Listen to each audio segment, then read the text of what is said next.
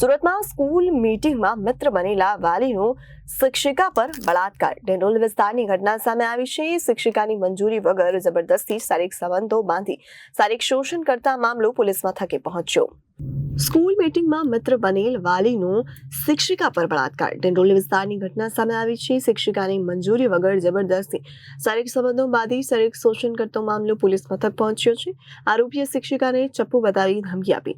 જો તેણે શારીરિક સંબંધ બાંધવાનું કર્યું તો તેને તથા તેના દીકરાને જાનથી મારી નાખશે. પીડિતાએ સુરતના ડિંડોલી પોલીસ મથકે ફરિયાદ નોંધાવી. ત્યારે પોલીસ ફરિયાદને આધારે વિજય આગણી સામે બળાત્કાર, છેતરપિંડી તથા જાનથી મારી નાખવાની ધમકી આપવા સહિતની કલમો હેઠળ ગુનો દાખલ કરી ધરપકડ કરી વધુ તપાસ હાથ ધરી.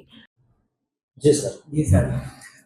ડિંડોલી પોલીસ સ્ટેશનમાં તારીખ 7/9/2025ના રોજ એક રેપનો ક્રિમિનલ કેસ રજીસ્ટર થયેલો છે. આ કેસની ટૂંક વિગત એવી છે કે આમાં જે ગુનાના જે ફરિયાદી જે છે એક શાળામાં શિક્ષિકા તરીકે નોકરી કરતા હતા અને આ કામના જે આરોપી જે છે એનું પૂરું નામ છે વિજય અર્જુન આગળે. એનું રહેવાનું છે ઘર નંબર 22 ઉર્વા રેસિડેન્સી, ઇકલેરા ચોકડી પાસે, ડિંડોલી, સુરત. એમના પરિચયમાં આ ફરિયાદી બેન આવેલા હતા. પરિચયમાં આવ્યા પછી એમના બંનેની વચ્ચે પ્રેમ સંબંધ થયા અને અમુક લાલચ આપી અને ફરિયાદી સાથે આરોપીએ શારીરિક સંબંધ બાંધ્યો. ગુનાની તપાસ દરમિયાન અને ફરિયાદની વિગત જોતા અમુક વખતે આ ફરિયાદી બેન જોડે આરોપીએ જબરજસ્તી પણ કરેલી છે અને જબરજસ્તી કરી અને શારીરિક સંબંધ બાંધેલા છે.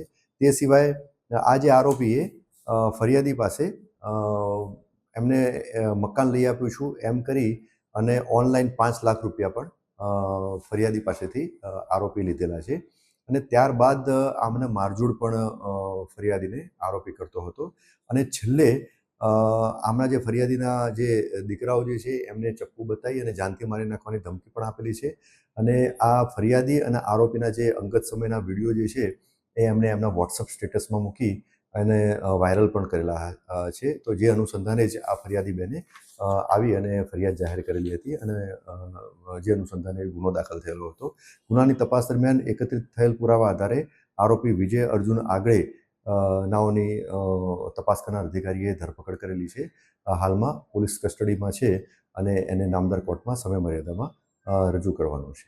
સર, શિક્ષિકા અને આરોપી એક સંપર્કમાં કેવી રીતે આવ્યા? જેમ મેં આપને વાત કરી એમ કે શિક્ષિકાબેન જે છે જે તે શાળામાં સર્વિસ કરતા હતા અને આરોપીના જે બાળકો હતા એ પણ એ જ શાળામાં ભણતા હતા, જેના કારણે જ આરોપી અને ફરિયાદી બેન એ પરિચયમાં આવેલા હતા અને ત્યારબાદ આ જે ફરિયાદી બેન જે છે એમના પતિ પણ બીમારીથી પીડાતા હતા. એટલે એક સોફ્ટ કોર્નર બતાવી અને સિમ્પથી બતાવી અને એમને ફરિયાદી બેનના નજીકમાં ગયેલા હતા અને ત્યારબાદ પછી એ પ્રેમ સંબંધમાં અને પછી આમણે આરોપીએ ફરિયાદીને ત્રાસ આપવાનો અને મારઝૂડ કરવાનું અને અલગ અલગ રીતે હેરાન કરવાનું ચાલુ કરેલું હતું. Bureau report, Janadesh news, Surat.